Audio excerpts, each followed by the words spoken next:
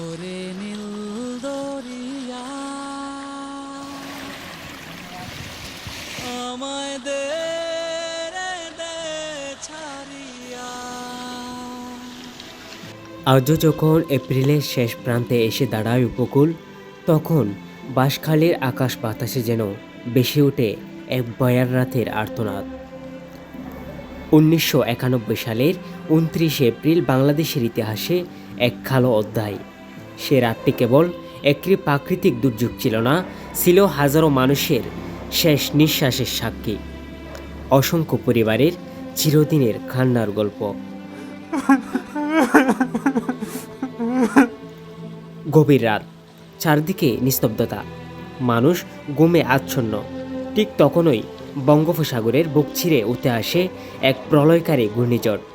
মুহূর্তের মধ্যে আকাশ কালো হয়ে যায়, বাতাস হয়ে ওঠে উন্মত্ত, আর তার সঙ্গে কয়েক মিটার উচ্চতার জলোচ্ছ্বাস যেন মৃত্যুর দূত হয়ে ছুটে আসে উপকূলের দিকে। ঘুমন্ত মানুষ বুঝে ওঠার আগেই সব শেষ। প্রবল ঢেউ ঘরবাড়ি বেগে ঘুরিয়ে দেয়, গাছপালা উপটে ফেলে, মানুষ ও গবাদি পশুকে বাসিয়ে নিয়ে যায় অজানার পথে। কেউ সন্তানকে আঁকড়ে ধরেও হয়নি শেষ রক্ষা, কেউ বাবা মায়ের হাত ধরে থেকেও হারিয়ে গেছে চিরতরে। পরদিন সূর্য উঠলেও আলো ফিরেনি মানুষের জীবনে, চারদিকে শুধু লাশ আর লাশ। নদী নালা, খাল বিল, এমনকি সাগরের পানিতেও ভাসছিল মানুষের নিথর দেহ। গবাদি পশুর মৃতদেহ আর ধ্বংসস্তূপে পরিণত হয়েছিল জনপদ।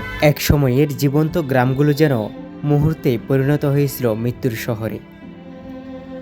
সরকারি হিসাব অনুযায়ী সেই ঘূর্ণিঝড় ও জলোচ্ছ্বাসে প্রাণ হারান 1,38,242 জন। তবে বেসরকারি হিসেবে এই সংখ্যা আরও অনেক বেশি বলে ধারণা করা হয়। তখন প্রায় 20 লাখ গবাদি পশু মারা যায় এবং লাখো লাখো মানুষ হয়ে পড়ে গৃহহারা, আর ধ্বংস হয়ে যায় হাজার হাজার কোটি টাকার সম্পদ। চট্টগ্রাম উপকূলের মতো বাঁশখালী ছিল এই দুর্যোগের অন্যতম ক্ষতবিক্ষত জনপদ।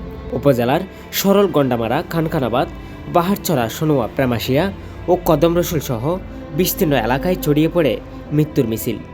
স্থানীয়দের ভাষ্য অনুযায়ী শুধু বাঁশখালীতেই প্রায় 12,000 মানুষ প্রাণ হারান। অনেক পরিবার আজও জানে না তাদের স্বজন কোথায় শায়িত। পেরিয়ে গেছে 35 বছর, কিন্তু সময় যেন মুছতে পারেনি সেই দুঃস্বপ্নের দাগ। কেউ হারিয়েছেন সন্তান, কেউ হারিয়েছেন পুরো পরিবার। প্রতিটি ঢেউ, প্রতিটি ঝড়ের শব্দ যেন আজও মনে করিয়ে দেয় প্রকৃতি কখনো কখনো কতটা নির্মম হতে পারে। সেই ভয়াল রাতের স্মৃতি শুধু একটি ইতিহাস নয়, এটি এক অনন্ত বেদনার নাম, যা আজও বয়ে বেড়াচ্ছে বাঁশখালী উপকূলের মানুষ।